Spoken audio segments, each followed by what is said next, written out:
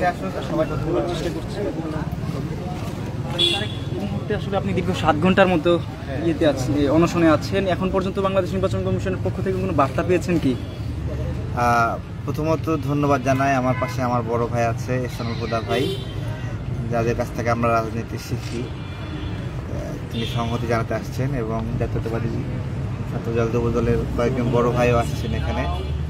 আমরা নিবন্ধনের বিষয়ে স্পষ্ট করছি, নির্বাচন কমিশন যে শর্তগুলো দিয়েছে আমরা সেই শর্তগুলো পূরণ করেই এখানে আবেদন করেছি। বিভিন্ন ধরনের 19-20 হতে পারে, কিন্তু আমার উপস্থিতি সেখানে আছে। তো এই বিষয়গুলো বিবেচনা না করে তারা আমাদেরকে রিফিউজ করেছে এবং নিবন্ধন পাওয়ার যোগ্য না, প্রতারণা অভিযোগে অভিযুক্ত ডেস্টিনি তাদেরকে নিবন্ধন দিয়েছে। এটা জানার পরে আমি আসলে একই সঙ্গে প্রতিবাদ এবং আবেদন দুটা করার জন্যই আমি এখানে বসে গেছি এবং কোনো প্রস্তুতি ছাড়া আমাদের সহযোগীদেরও আমি বলি নাই যে আপনারা আসেন, আমি আমার মতো করে বসে গেছি। আমার কাছে এটা মনে হয়েছে যে আমরা মানে এই যে গণ অভ্যুত্থানের সন্তান, আমাদেরকে তারা চেনে না এবং গেলে অজুহাত দেখায় এবং পিএস দিয়ে বলে পাঠায় যে নিবন্ধন বিষয়ে কোনো কথা হবে না। তো এইটাই আর কি একটা অবস্থা পড়ে গেছি। সামনে নির্বাচন, সেই নির্বাচনে আমরা অংশ নিতে পারবো না, এরকম একটা ব্যবস্থা করে ফেলতেছে। হ্যাঁ, কারণ এখানে দেখেন একদিকে বলতেছে যে এক দলের লোক আরেক দলের প্রতীক নিয়ে নির্বাচন করতে পারবে না।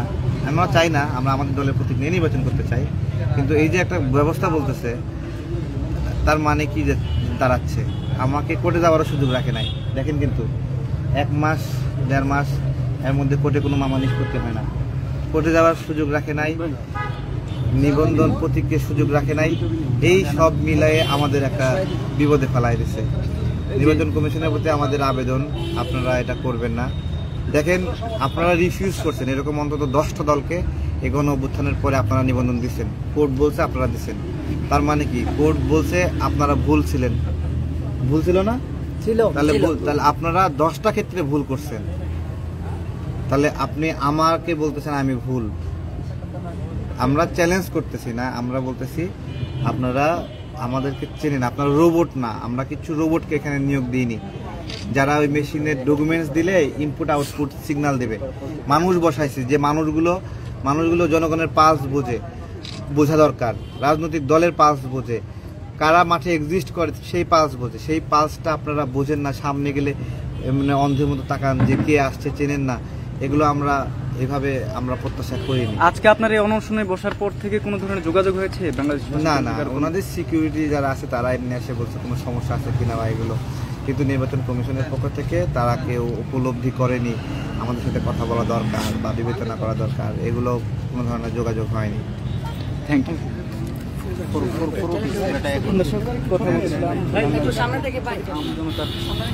দল আজ বিকাল থেকে আসলে নির্বাচন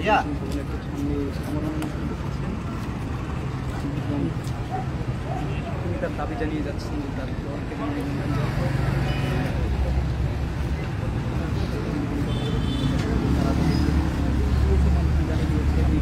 ব্যাপারে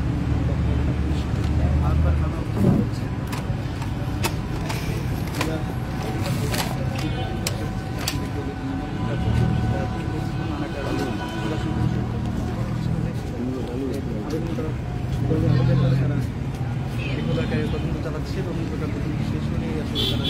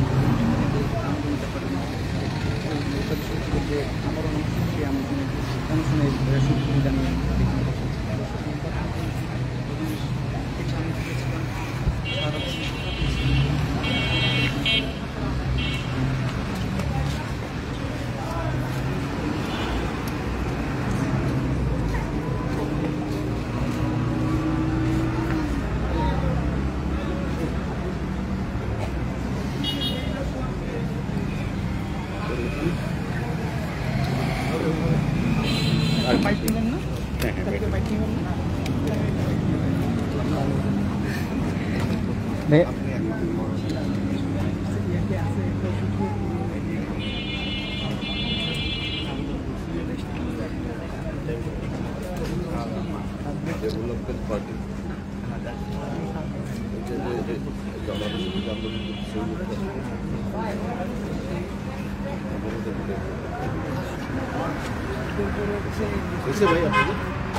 একটু আরেকটু বলবো না না আরেকটু তুমি উঠো। আমার ভাইয়া বলবে মাহবুব ভাই একটু আরো দূরে থাকুন না। এখানে লাইভ না আপনি এখানে বসলে তো ফ্রেমে আসবো না। আপনার নাম জানো তো ভাই আমাদের বলবে। হ্যাঁ বলেন আগে মাহবুব ভাই আচ্ছা আগে ভাই বলেন, মাহবুব ভাই তারপরে ভাই। মাহবুব ভাই আপনার একটু বামে এসে ওই যে আরেকগুলো ভাই। ঠিক আছে আরেক ভাই, যে নিবন্ধন না পেলে সচরাচর না পেলে কিন্তু এই যে আপনি যে অনশনে বসলেন, আসলে অসঙ্গতিটা কোথায় দেখছেন? কেন আপনার মনে হলো যে আমি অনশনে বসতে হচ্ছে? আমরা হলাম এই নির্বাচন কমিশনারের নিয়োগকারী। আমাদের সাইন আছে যে 31টা দল সুপারিশ করেছে, তাদের মধ্যে আমরা সুপারিশকারী দল। এখন তার সামনে গেলে আমাদের চেনে না, চোখে ঝাপসা দেখে। তো এখন আমাদের অনশন করা ছাড়া উপায় কী বলেন? আমরা যাকে নিয়োগ দিচ্ছি সে আমাদের চিনতেছেন, তার কাছ থেকে আমার আবার পরীক্ষা দিতে হচ্ছে। আমাদের জুলাই গণঅভ্যুত্থানে পরীক্ষার ওদের কাজ হচ্ছে না, এখানে আমাদের লড়াই সংগ্রাম সাহসিকতা কাজ হচ্ছে না। এখন বাধ্য হয়ে অনশনে বসে গেছি, কী করবো বলেন? যে তিনটার দল যে নিবন্ধন পেল, আপনার কি মনে হয় যে তাদের ফুলফিলমেন্ট আছে এবং আপনার সাথে তাদের যে পার্থক্য আছে সেই পার্থক্যের কারণে আপনি পেলেন? এরকম কি মনে হয় যে তাদের ফুলফিলমেন্ট আপনি আছে? ধরুন যে যে সদস্যরা আছে এই সদস্যদেরকে দিয়ে তাদের যে অফিস আছে সেই অফিসকেই ওদের দল হিসেবে দেখাইছে, বুঝছেন? যারা ডকুমেন্ট সব দিচ্ছে। ইলেকশন কমিশন রোবট না মানুষ বসে আছে এখানে? ওরা জানে না যে এরা 43 লক্ষ মানুষের টাকা মেরে দিয়েছে? জানে না ওরা মেরে দিয়েছে? জানে না 43 লক্ষ 4,500 কোটি টাকার জন্য মানে প্রতারণা করছে। জেল খাটে আসলো 10-12 বছর। তাদেরকে 2 দিন আগে আবেদন করলো, দিয়ে দিল। আমরা যে 18 সাল থেকে আন্দোলন সংগ্রাম করছি, কষ্ট করছি, আমাদের মানে হলো বিবেচনা নাই। জাতীয় লীগকে নিবন্ধন দেয়, জাতীয় লীগকে যে নিবন্ধন দিচ্ছে, যে এই যে যারা সুপারিশ করছে তাদের বিচার হওয়া উচিত না? কী জায়গায় মধু পাইলো, এই মধুর কারণে জাতীয় লীগটা ভালো লাগলো।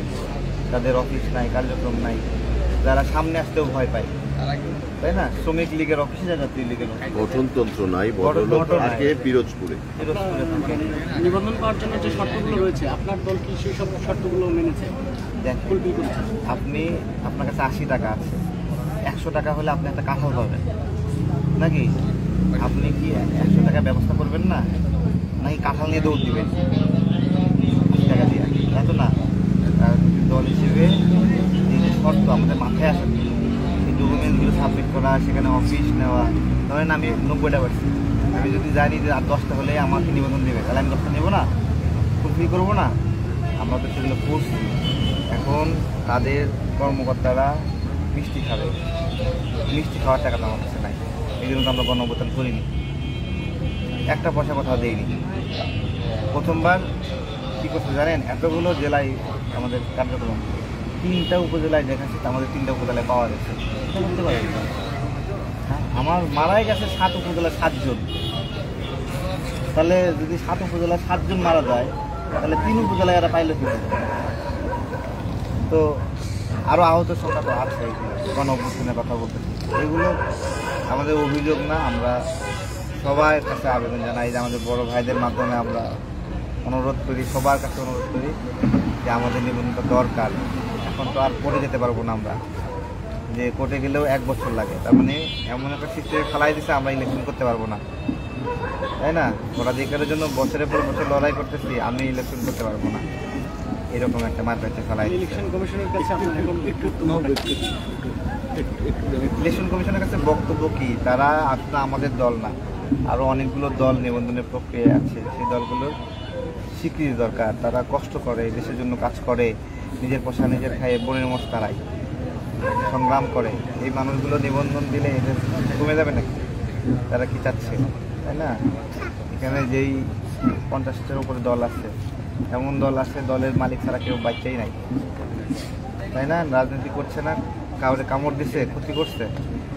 তো এই জনগণের আকাঙ্ক্ষাগুলোকে তারা, ছোটো ছোটো দলের আকাঙ্ক্ষাকে তারা হত্যা করছে এরকম করে, হ্যাঁ, যেন অনুৎসাহী হয়ে রাজনীতি থেকে সরে যায়, এই আর কি অবস্থা। হুদা ভাই আছে আমার। হ্যাঁ হ্যাঁ ভাইয়া। আপনি বেশ শেষ।